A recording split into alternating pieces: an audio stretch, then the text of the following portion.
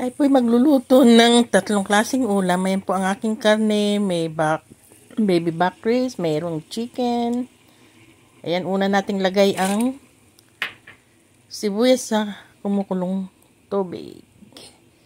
Garlic. Ginger. Cayenne pepper or siling labuyo at garlic salt at saka laurel, black pepper.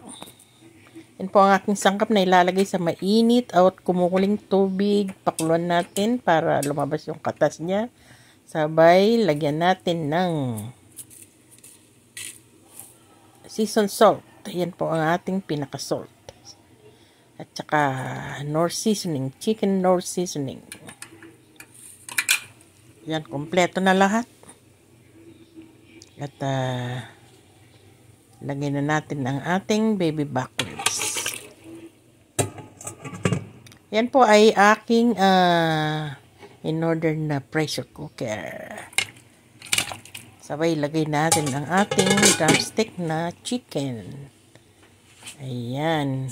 Pakuluan natin or palambutin natin ng 20 minutes.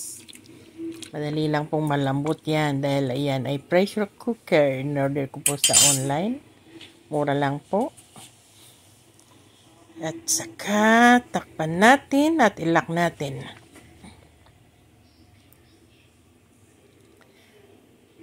Ayan po, order na kayo. Napakadaling gamitin. Ayan, after 20 minutes, malambot na ang ating karne. Hangunin natin at set aside.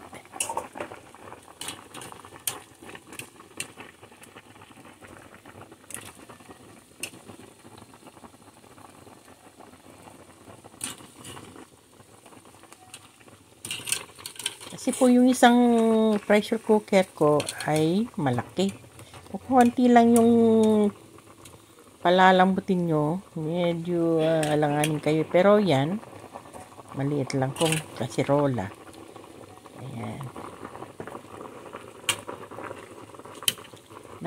Napaka-convenient kong gamitin. Anyway, first time ko pong ginamit ngayon. Tignan nyo po, oh. Mabilis lumambot. And within 20 minutes,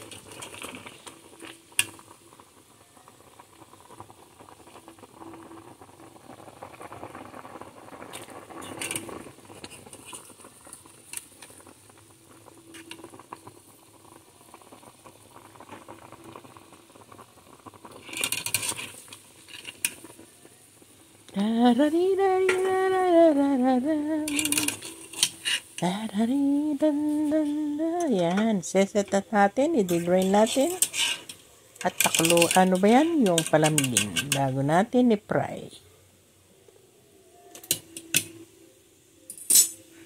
Kung gusto nyong gamitin sa air fryer, it's the best. Hindi na kayo nangangailangan ng mantika at healthy pa. Pero yung mga pamilya ko po, gusto nila yung fry. Yan, maglagay tayo ng 1 cup na all-purpose flour. At saka cornstarch. Pagsama po natin ang cornstarch. At saka flour. Yan. At saka turmeric. 2 tablespoon na turmeric.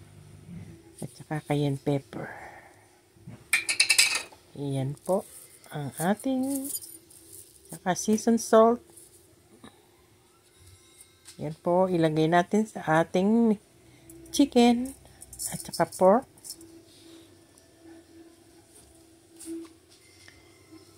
Ayan, naluin natin gusto para makombine lahat ng ating linagay na sangkap at saka flour.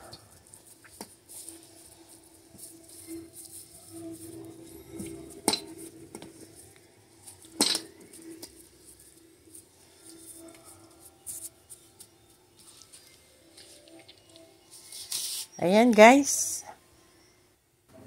Next step, ayan po, sa mainit na kawali. Or lagay natin, or ano ba, kasirolang maliit.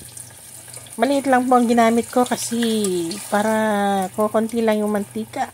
Kung gusto nyo makatipid, maliit na kasirola lang. At maglagay tayo ng mantika sa isang pan. Yan po, mainit na. Ayan po ay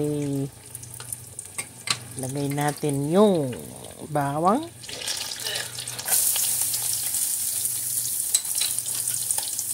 Sibuyas.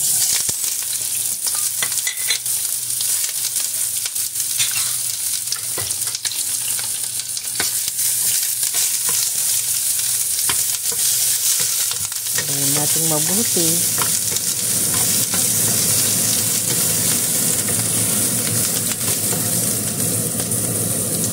At saka siling labuyo. Ayan po ay dry. Gusto ko kasing gamitin yung dry sa inyo. Yung raw. Tsaka hipon. Bali 1 pound or kilo po ang ating hipon. Lagyan natin ng 1 can of coconut milk. Ayan. Sabay ang Knorr seasoning. Chicken Knorr seasoning. Optional lang po. Kung ayaw maglagay, okay din. Kung wala po kayong Knorr seasoning, pwede naman yung sugar. Yan, lagyan natin ang ating beans. String beans. Takpan natin.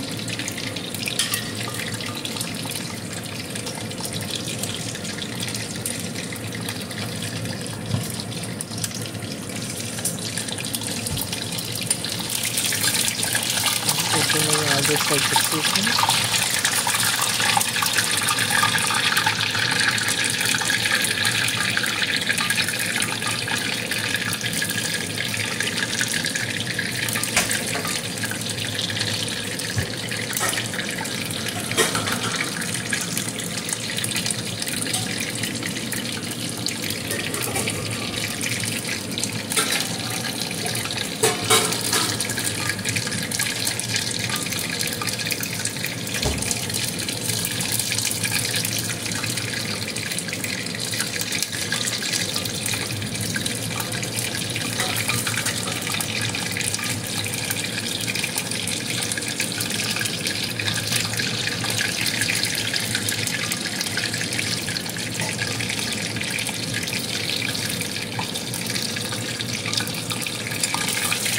Ayan, luto na po ang ating chicken. Hangungin natin. Excuse me. Tayo ng another one.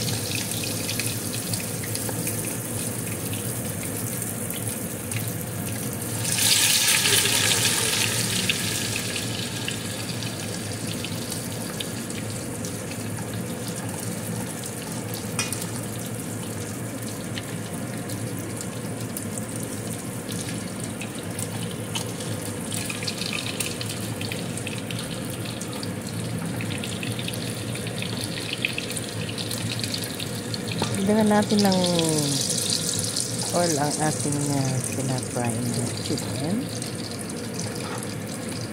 Kailangan nakalubos sa mantika.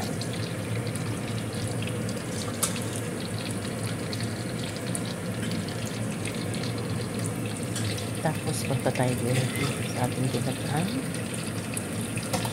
Ang gulay. Yan, check po natin kung malambot na yung string beans. Po, ayan, tignan nyo, oh. Lambot na. Sabay na natin,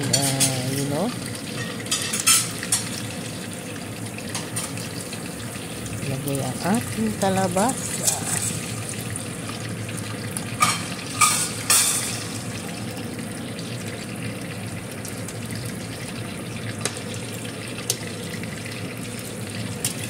Wow. Sarap ng tsura ng ating ginataan. Lagyan natin konting patis. Optional po kung gusto nyo maglagay ng asin. Nasa niyo po. Takpan ulit natin at pabayaan natin maluto ng gusto at lumambot yung mga gulay natin linagay. Ayan. 2 minutes po. Look at that. Ang lambot na ng ating kalabasa. Tikman natin. Mula ka na. Wow. Sarap po. Napakalinamnam. Naku po. Ang sarap. Luto na rin yung ating chicken.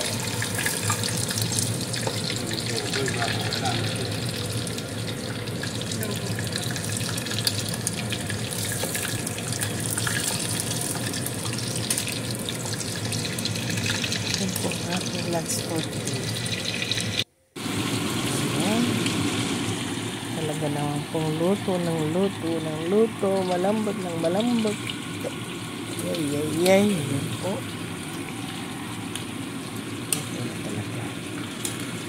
Natutunaw na yung kalabasa. Ayan po. Thank you so much for watching. Subscribe po sa aking channel.